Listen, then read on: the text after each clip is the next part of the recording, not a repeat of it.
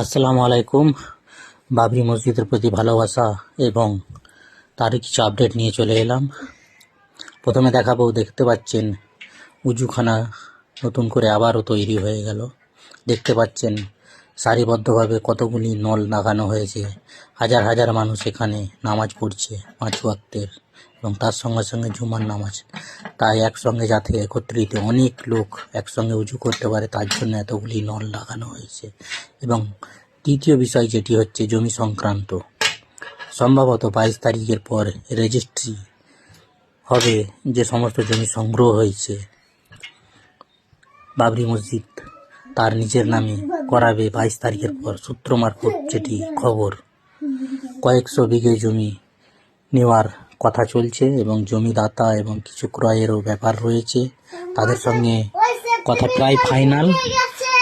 সম্ভবত 22 তারিখের পর সেগুলো রেজিস্ট্রি হবে এবং বাবরি মসজিদ নিজের নামে করে নেবে। তাই এই দুটো বিষয় ছিল এই ভিডিওর মাধ্যমে। সকলে দেখুন এবং শেয়ার করে দিন, অপরকে দেখার সুযোগ করে দিন।